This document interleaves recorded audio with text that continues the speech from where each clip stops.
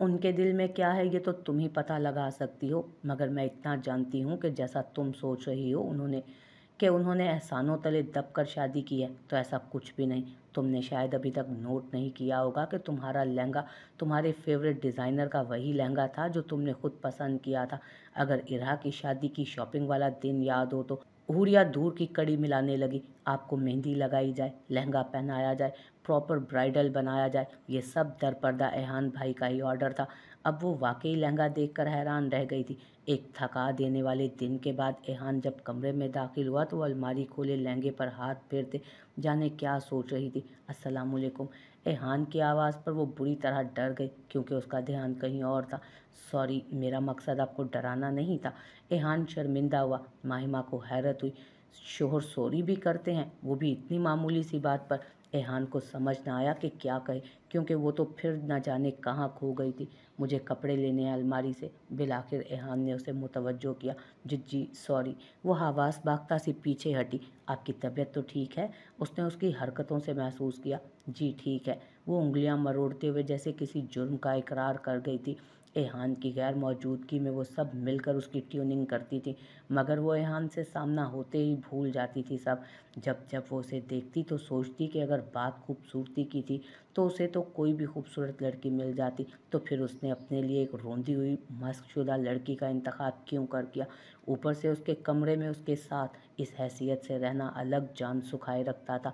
कोई बात परेशान कर रही है आपको? वो शावर लेकर निकला तो उसे उसी पोजीशन में खड़े देख पूछ ही लिया। नहीं तो फिर क्यों खुद को थका रही हैं? बैठ जाएं। मैं आपको कोई पनिशमेंट तो नहीं दे चुका ना खड़े रहने की? अब वो आईने के सामने खड़ा बाल बना रहा था। वो खामोशी से सोफे पर जा बैठी। एहान ने शीशे के सामने खड़े ज़रा सी नज़र तिरछी करके उसे देखा। वो अपनी कैफियत किसको बताता कि वो आजकल हवाओं में उड़ रहा था। ऑफिस जाते ही उसे घर आने की जल्दी रहती। वो जो कभी जानबूझकर खुद को इधर उधर के कामों में उलझाए रखता था, अब तो हर पल बेताब रहता कि काम खत्म हो और वो घर जाए। वापसी पर उसके लबों पर खुद ब खुद मुस्कान आ जाती कि अब उसके ख्याल के लिए वो खुद भी मौजूद होगी कमरे में। वो अच्छे से जानता था कि अभी वो कशमकश का शिकार है, वहमों में घिरी है, मगर वो अपनी बेताबियाँ, अपनी मोहब्बत उसे अभी बताकर मज़ीद कुछ गलत सोचने भी नहीं देना चाहता था। जाने वो उसकी एकतरफा मोहब्बत को क्या रंग देती। जैसा आजकल उसका मूड था, एहान को फ़िलहाल मुनासिब नहीं लगा। वो उसकी नज़रों में अपना इमेज ख़राब नहीं करना चाहता था। उसका क्या पता वो उसे नज़रबाज समझ लेती या एहसान फरामोश कि जिन लोगों ने उसे सहारा देकर घर में रखा उसने उन्हीं के घर की लड़की पर आंख रख ली। नो नो, हरगिज़ नहीं। कम अज़ कम माहिमा के दिल में वो अपने लिए किसी किस्म की नापसंदीदगी या बदगुमानी बर्दाश्त ही नहीं कर सकता था। माहिमा का दिल किया भाग जाए वहाँ से। खाना लाऊं आपके लिए? बिल आखिर उसे कुछ देर फरार के लिए बहाना मिल गया। बीजान ने उसकी अच्छी खासी क्लास ली थी पहले दिन जब वो बिना नाश्ते के गया था। अरे मैं पूछती हूँ बीबी, ये क्या तरीका है कि शोहर काम पर जाए और बीवी उठ को उसको नाश्ता भी ना करवा सके? देखो महिमा, चाहे तुम खुश हो या ना खुश हो, मगर ये हकीकत है कि अब वो तुम्हारा शौहर है और इस रिश्ते के हकूक़ व फ़राइज़ भी तुम दोनों पर लाजिम है। जहाँ तुमने ज़मान जैसे बंदे की हर बात बर्दाश्त की कि चलो नाम का ही सही तुम्हारा घर बढ़ा रहे, तो अब थोड़ी सी तवज्जो एहान पर भी दे लो। एहान तो लाखों दर्जे बेहतर है, तुम थोड़ी सी गुंजाइश तो निकालो। बीजान, वो पहले भी कभी कभार ही खाने की मेज़ पर आते हैं, आपको पता ही है। माहिमा ने अपनी तरफ से जवाब पेश किया। पहले की बात और थी, वो बहुत खुददार बच्चा है, हम में से कोई तंग ना हो इसलिए ना कहता होगा। दूसरा, वो ख़वातीन में कम बैठता है, लेकिन अब उसकी बीवी मौजूद है, अब भी वो होटलों से खाता पी रहे, यह मुझे बिल्कुल पसंद नहीं। अगर जहमत ना हो तो ला दें, या अगर आप कहें तो मैं किचन में ही आ जाता हूँ। उसे भला क्या जहमत होना थी इतने से काम से, मैं लेकर आती हूँ। वो जल्दी से बाहर निकली। जिससे बचने को निकली थी वो साथ ही ना आज कहीं चल पड़े उसके। खाना गर्म करके ट्रे उठाए कमरे में दाखिल हुई तो एहान ने लैपटॉप साइड पर रखा। आप टेबल पर ही रख दें, मैं बिस्तर पर बैठकर नहीं खाता। आपने खाना खा लिया? माहिमा टेबल पर खाना रखकर पलटी तो एहान ने सोफे पर बैठते पूछा। इतनी भूख नहीं, मैंने लंच लेट किया था। चलें, जितनी भूख है उतना खा लें। बिल्कुल दिल नहीं कर रहा, आप खाएं। एक दो लुकमे ले लें, मुझे अच्छा नहीं लगेगा अकेले खाना। उसने नरमी से इसरार किया। तो पहले क्या आप सारी उम्र मेरे साथ खाते रहे हैं? यकदम ही महिमा की आवाज़ बहुत तेज़ हुई थी। सॉरी, मैं तो बस। एहान माजरत करता खाने की प्लेट पर झुक गया। महिमा को अपनी इतनी बदतमीज़ी से बात करने और जवाब में उसके गुस्सा करने की बजाय सॉरी करने पर शदीद हैरत हुई थी। उफ, ये शोरों की कौन सी किस्म थी। वो अपनी प्लेट पर झुका आराम से खाना खा रहा था। सॉरी, माहिमा ने मुजरिमों की तरह सर झुकाए अपनी गलती तस्लीम की। एहान उसे देखकर मुस्कुराया। एक शर्त पर एक्सेप्ट करूंगा, अगर आप बैठकर खाना खाएंगी मेरे साथ। माहिमा उसे हवन्नकों की तरह देखे गई। आ जाएं। उसने अपने करीब उसके लिए जगह बनाई। 2 सीटर सोफे पर बमुश्किल वो उससे थोड़ा फासला रख के विराजमान हुई। निवाला क्या खाक लेती, उसके तो हाथ पैर ही कांपने लग गए थे। हालांकि उनके दरमियान कुछ फासला था और ये इतना सा फासला पिछले 4 दिनों से बरकरार था, मगर वो पहले कभी उसके इतने भी करीब कब हुआ था। एहान ने प्लेट उसकी तरफ खिसकाई। मैं खा लूँगी, आप खाएं। वो एहान की प्लेट में से तो हरगिज़ नहीं खाने वाली थी और उसकी ये झिझक एहान अच्छे से महसूस कर रहा था, मगर ये सब आहिस्ता आहिस्ता कोशिश से ही ख़त्म होना था। एहान खाना छोड़कर सोफे से टेक लगाकर बैठ गया। क्या मसला है आपके साथ? उसने घूरने की नाकाम कोशिश की, मगर वो उसकी तरफ देख ही नहीं पा रही थी। आपके साथ क्या मसला है? कोई मसला नहीं है, आप आराम से खाना खाएं। माहिमा ने दांत पीसते हुए कहा। आप भी साथ खाएं। एहान भी अड़ गया। ज़्यादा फैलने की ज़रूरत नहीं है, उसने वार्न किया। मेरे तो पास बैठने से ही आपकी हालत ख़राब हो रही है, फैलने पे तो। उसने शरारत से बात अधूरी छोड़ी। माहिमा को लगा उसका दिल कानों में धड़क रहा हो जैसे। धड़कनों का इतना शोर। वो फौरन से उठ खड़ी हुई। शराफत से वापस आकर बैठे। मैं नहीं बैठ रही, आपको खाना है तो खाएं, वरना मैं बर्तन उठाकर ले जाती हूँ। वो अपनी मुंतशिर होती धड़कनों पर काबू पाती रुख मोड़े खड़ी थी। मैं चाहता हूँ आपको कुछ वक्त दिया जाए, मेंटली तौर पर खुद को रिलैक्स करने के लिए। इसीलिए मैं नहीं चाहता कि मैं आपको पकड़ कर इधर बिठाऊं। बाखुदा, मेरा दूर रहना ही आपके हक में बेहतर है। उसकी इतनी गहरी बात पर माहिमा का दिल और तेज धड़कने लगा और जिस्म में सनसनाहट सी होने लगी। अगर ना हो तो इतनी दलेरी वो उसकी तरफ देखकर तो नहीं दिखा सकती थी। जनाब के तो तेवर ही बदले हुए थे। ऐसा शोक लहजा, उसकी मायनी खेज सी गुफ्तगू। तो मेरे लम्स की तासीर से वाकिफ ही नहीं है। तुझको छू लूँ तो तेरे जिस्म का हिस्सा हो जाऊं। एहान ने गंभीर लहजे में उसके बिल्कुल पीछे खड़े होकर सरगोशी की। इस कदर मायनी खेज शेर और उसके इतने पास खड़े होने पर माहिमा का दिल बंद होने को था। या मेरे खुदा, ये वो एहान था जिसको वो सब जाहिद खुश्क समझती थी। उसका चेहरा हमेशा ऐसा बेतासुर होता कि लगता ही ना था कि वो भी इमोशंस नामी चीज़ से वाकफियत रखता है। इससे पहले कि वो मज़ीद कोई घोर अफशानी करे, माहिमा को बेहाल करता। नाचार उसने कांपते हाथों से चंद लुक़मे ले ही लिए। उसके साथ उसकी प्लेट से खाते हुए उसे बेतरह से हया आई। कुछ वो मुसलसल उस पर नज़रें भी जमाए हुए था। बर्तन उठाकर वो यूं भागी जैसे कैद से रिहाई मिली हो। एहान उसकी फुर्ती देखकर खुल के मुस्कुराया।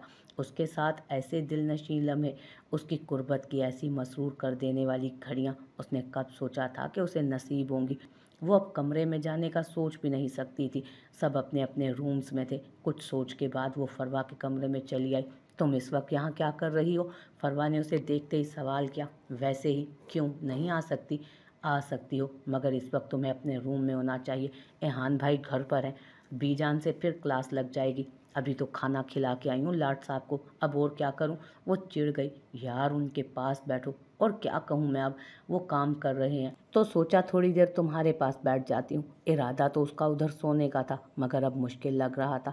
फिर भी वो बेमकसद घंटा भर बैठकर जब फरवा ने गुड नाइट कहकर उसे भी जाने का बोला तो मजबूरन उठ गई उसके कमरे से। अल्लाह करे सो गए हों। वो दुआएं मांगती अपने कमरे में आई। शुक्र है कुछ तो अच्छा हुआ, वो सो चुका था। माहिमा ने शुक्र का सांस लिया। 2 दिन से वो किसी काम की वजह से रात फार्म हाउस पर ही रुकता था, या शायद उसे यहाँ एडजस्ट करने के लिए था, मगर वो आज कमरे में मौजूद था और बेड पे सोया हुआ था। सोफे पर तो सोया नहीं जा सकता था, वैसे ही अकड़ जाती कमर। सो वो हर चीज़ पसे पुष्ट डाले बेड के कोने पर टिक गई और करवट बदल ली। एहान कितनी ही देर उसकी पुष्ट को देखता रहा।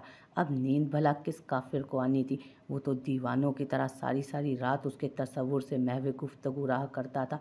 अब तो वो कुछ ही फासले पर खुद मौजूद थी। वो उसको नज़रअंदाज करके सोने का जुर्म कैसे कर सकता था? काफ़ी देर जब उसके वजूद में हरकत ना हुई तो उसके सो जाने का उसे यकीन करने के बाद आहिस्ता से उठकर बेड के दूसरी तरफ आया। पंजों के बल ज़मीन पर बैठकर उसे देखने लगा।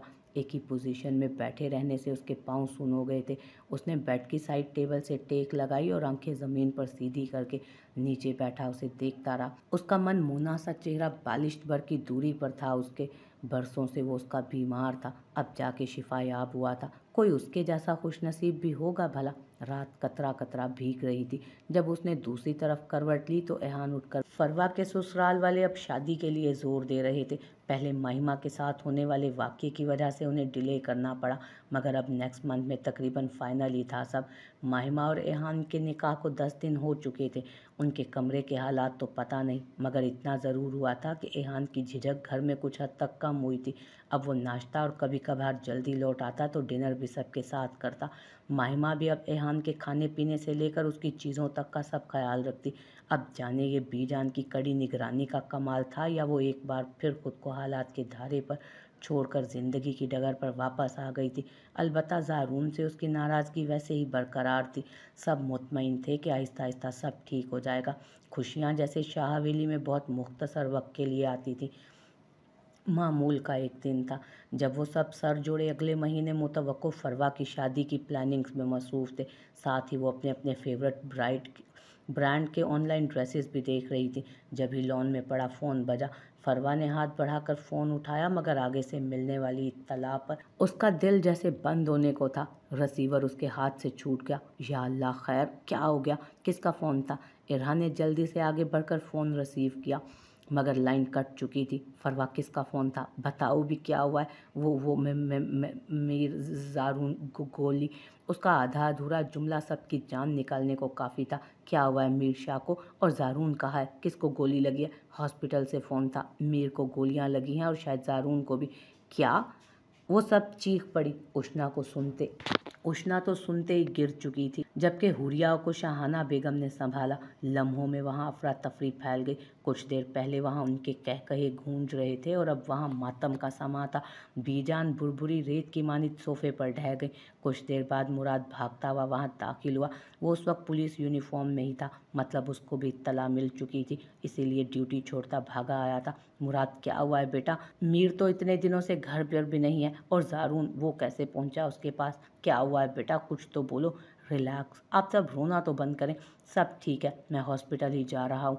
आप लोग दुआ करें, बाकी तो वहाँ जाकर ही पता चलेगा। जितना मुझे मालूम हुआ है, मीर भाई अपने किसी सीक्रेट मिशन पर थे, वहीं इंजर्ड हुए। ज़ारून कैसे पहुँचा या उसके साथ ये सब कैसे हुआ, ये तो जाकर ही पता चलेगा।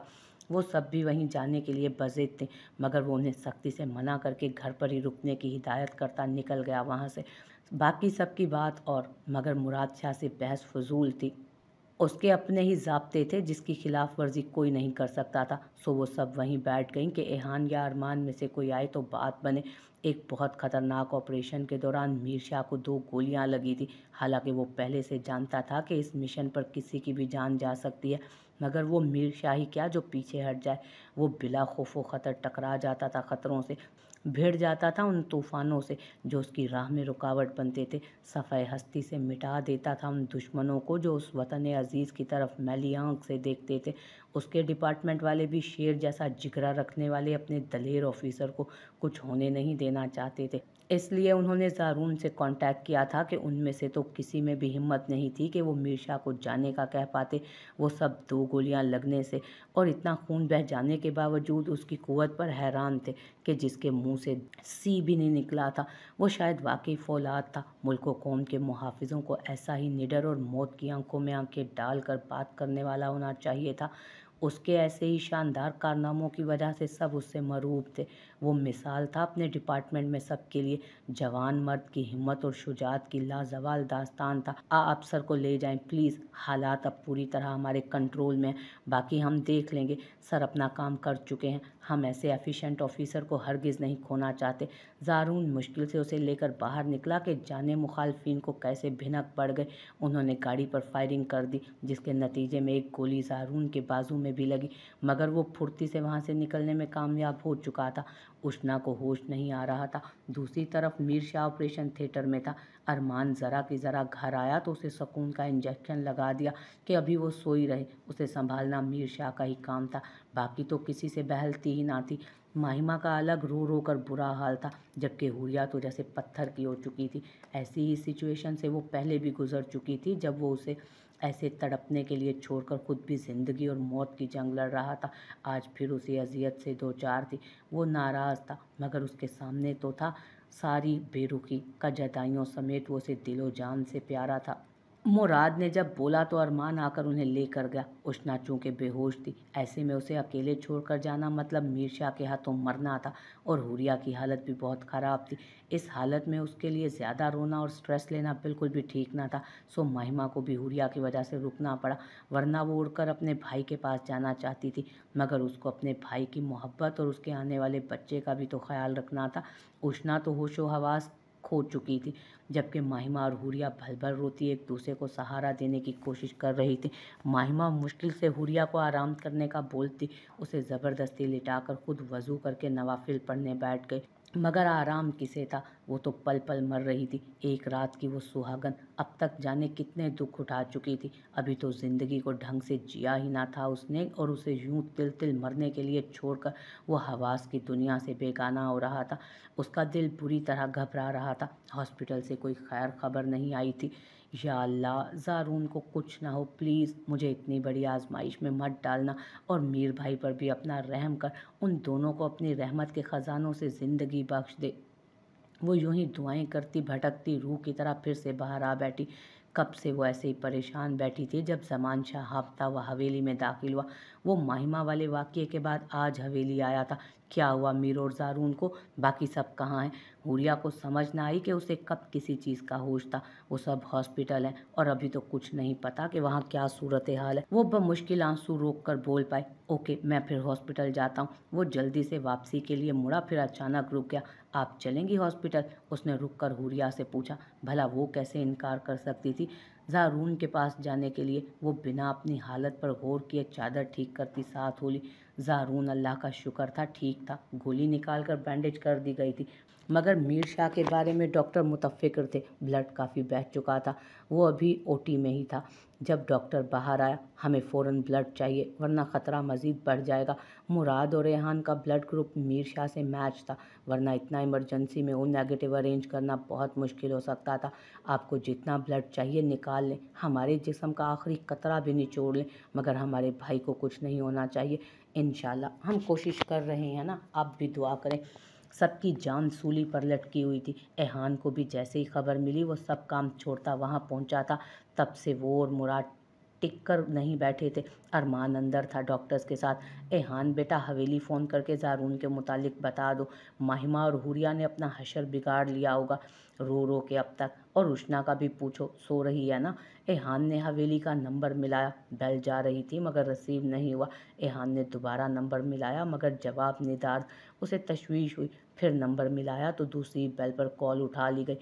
माहिमा कहाँ है और कोई फ़ोन क्यों नहीं उठा रहा? साहब मैं क्वार्टर में थी, मेरा बच्चा बीमार था और माहिमा बीबी कमरे में है, मैं बुलाती हूँ। अगले ही पल माहिमा कॉल पर थी। एहान वहाँ सब ठीक है ना? मीर भाई, ज़ारून भाई सब ठीक है ना? वो बेताबी से गोया हुई। उसकी आवाज़ में आंसुओं की आमेज़िश महसूस करके एहान का दिल बेचैन हुआ। जानता था चिड़िया जितना दिल रखने वाली लड़की ने रो रो कर खुद को निढाल कर लिया होगा।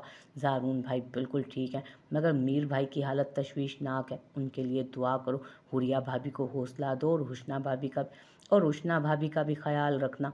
मैं थोड़ी देर तक आता हूँ आपको लेने। अब मज़ीद एक आंसू भी बहाया तो आके अच्छे से खबर लूँगा आपकी।